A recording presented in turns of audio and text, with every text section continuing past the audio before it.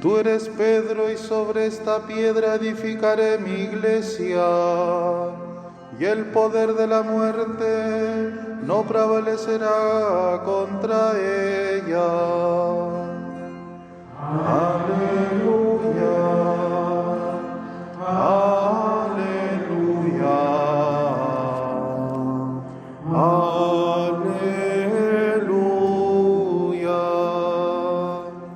El Señor esté con ustedes. Evangelio de nuestro Señor Jesucristo según San Mateo.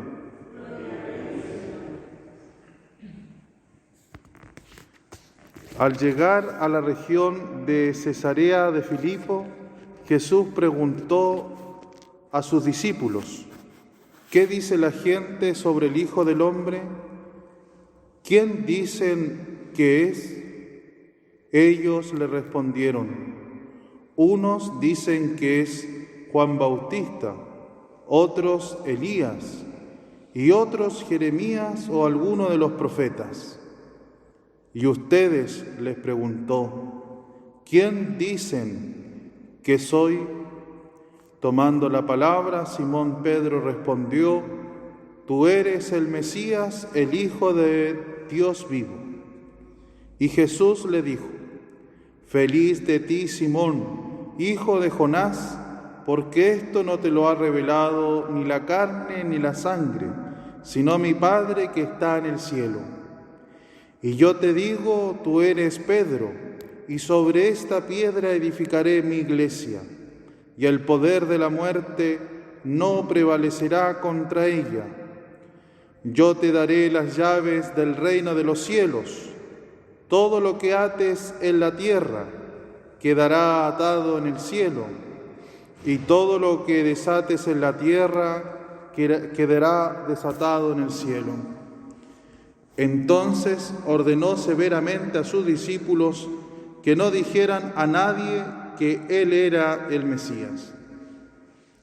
Desde aquel día Jesús comenzó a anunciar a sus discípulos que debía ir a Jerusalén y sufrir mucho de parte de los ancianos, de los sumos sacerdotes y de los escribas, que debía ser condenado a muerte y resucitar al tercer día. Pedro lo llevó aparte y comenzó a reprenderlo diciendo: Dios no lo permita, Señor, eso no sucederá. Pero él, dándose vuelta, dijo a Pedro: retírate, ve detrás de mí, Satanás. Tú eres para mí un obstáculo, porque tus pensamientos no son los de Dios, sino los de los hombres. Palabra del Señor.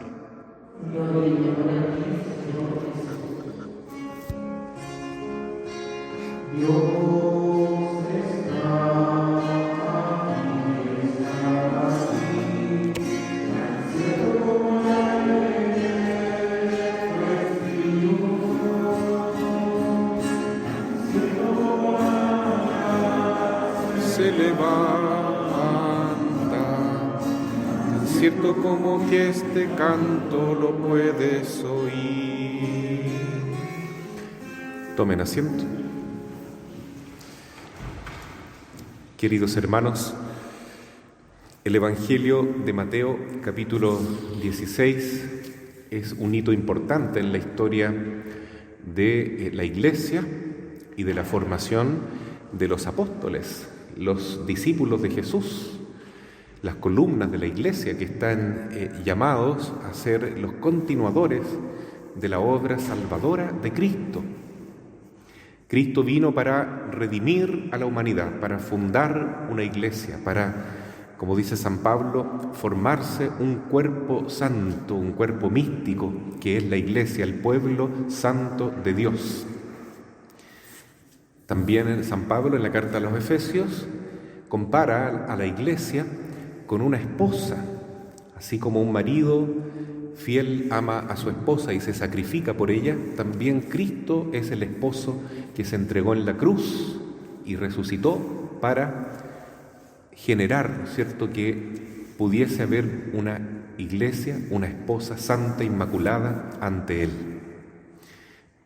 La principal representante, figura, modelo e inclusive madre de la iglesia es María Santísima, pero todos estamos llamados a ser como ella, santos e inmaculados, y cada uno en su puesto específico.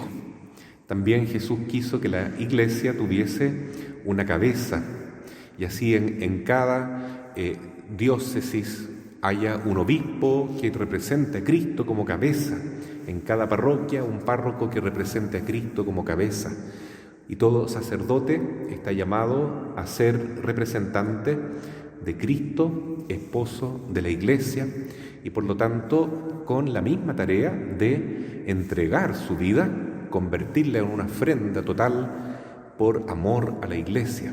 De ahí se comprenden estos 3 votos que hacemos los sacerdotes, ¿no? La castidad celibataria, también es la obediencia al obispo, y bueno, la entrega total en el apostolado, especialmente el oficio de rezar por el pueblo y, dentro de lo posible, no anteponer nada al servicio de Cristo y de los hermanos. Es una gran tarea, ¿no es cierto? Pero para ello necesitamos la oración del pueblo santo de Dios, ¿no? Es algo recíproco. Nosotros tenemos que orar por ustedes con el Padre Daniel.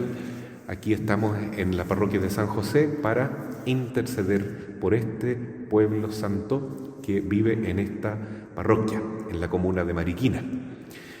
Pero también nosotros necesitamos de su oración, de su intercesión, para mantenernos fieles en esta tarea, en esta misión. Porque no es fácil. El primer representante de Cristo en la tierra es el Papa, y el primero de todos los papas fue San Pedro. Y hoy día, en el capítulo 16, Jesús revela su secreto mesiánico.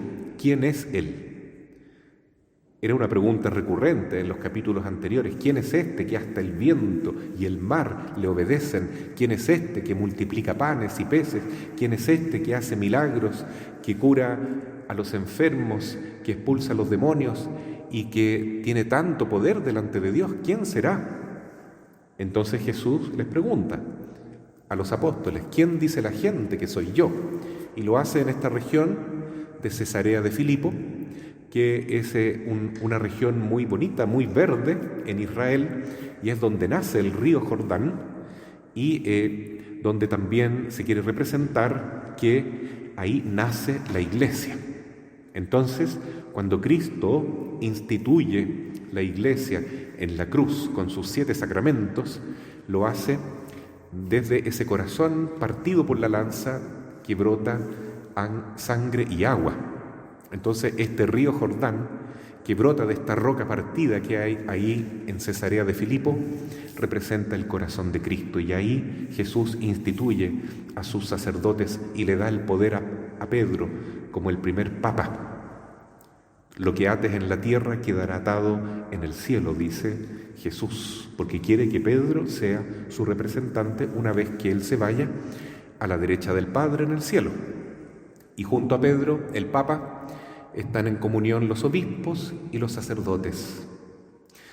Bueno, ¿quién dice la gente que soy yo? Entonces, muchos podemos tener opiniones sobre Jesús, pero la pregunta es más profunda, ¿no? ¿Quién dices tú que es Jesús? ¿Quién digo yo que es Jesús para mi vida? Y quien se inspiró por el Espíritu Santo y habló en nombre de la Iglesia fue Simón, hijo de Jonás, que llevaría de ahora en adelante el nombre de Pedro, porque ahí se funda la Iglesia. Sobre esta piedra fundaré mi Iglesia, y el poder del infierno no la podré vencer. ¿Y cuál fue la respuesta de Pedro? La primera profesión de fe: tú eres el Mesías, el Hijo de Dios vivo. Entonces, hermanos, si nosotros reconocemos que Jesucristo es el Señor, que Jesús es Dios, nuestra vida se transforma. Se nos da vuelta todo el esquema, nos cambia la perspectiva totalmente. Es una conversión llegar a afirmar y creer de todo corazón que Jesucristo es el Señor, como proclama Pedro, como profesa toda la Iglesia junto al Papa. Tú eres el Señor, tú eres el Hijo de Dios vivo. Si Jesús es Dios de ahora en adelante, Él gobernará también mi vida. Ya no quiero hacer mi voluntad, sino que se haga la voluntad de Dios en la tierra, en mi corazón, como en el cielo. Por eso es tan importante esta profesión de fe, y caminar junto a Cristo y caminar como iglesia es siempre reconocer lo mismo. Jesús es el Señor, Cristo es el buen pastor, Él es nuestro Dios que se encarnó para salvarnos, para morir por nosotros y resucitar y darnos vida. Queremos que Él viva en nosotros entonces. Por eso es tan importante esta respuesta. En la medida que nosotros, los clérigos, digamos, el Papa, los obispos, los sacerdotes, los diáconos, vivimos la fe verdadera y estamos inspirados por el Espíritu Santo, seremos buenos pastores, seremos un bien para la comunidad y podremos ser buenos instrumentos de Cristo. Pero cabe la posibilidad que también actuemos mal, que cometamos pecados, que traicionemos a Cristo, que comencemos a pensar no como Dios, sino como el mundo, y así le ocurrió también a Pedro.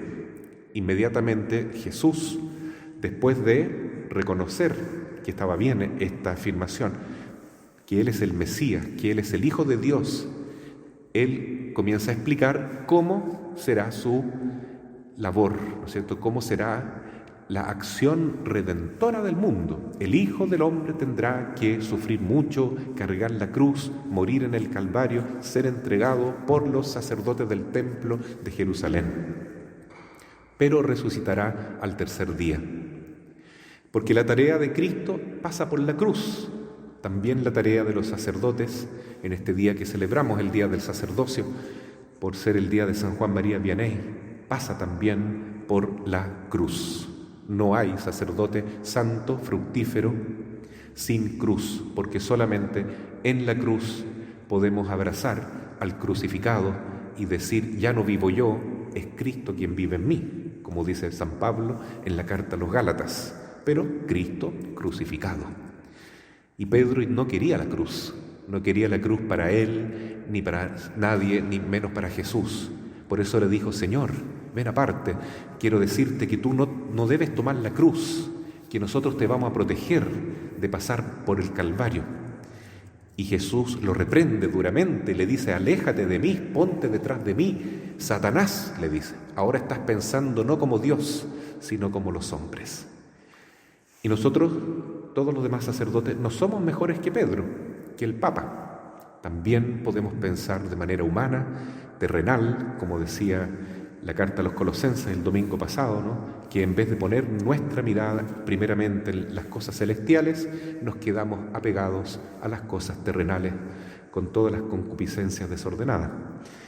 Entonces, hermanos, hoy nosotros miramos la figura del gran modelo de los sacerdotes, que en un primer momento fue patrono de los párrocos, pero ahora es patrono de todos los sacerdotes por disposición del Papa Benedicto XVI. San Juan María Vianney, el cura de Ars, un sacerdote que amaba a Cristo por sobre todas las cosas, que realmente vivía según esta fe profunda de que Jesús es el Señor. Y si Cristo es Dios, Él quiso representar a Cristo en todo para amar al pueblo santo que le tocó pastorear. Y realmente fue un gran modelo de entrega, de fe, de esperanza y de amor pastoral. Gran modelo para todos los sacerdotes que no le llegamos ni a los talones, por supuesto, en la santidad, pero seguirá siempre un aliciente, una llamada, un motor para seguir buscando la santidad en el ministerio. Por eso le damos gracias al Señor por este gran ejemplo que intercede también por nosotros en la figura de San Juan María Vianney, patrono de todos los sacerdotes, y pedimos como Iglesia que haya más vocaciones sacerdotales, que sean santas y que perseveren hasta el fin. Así sea. Amén.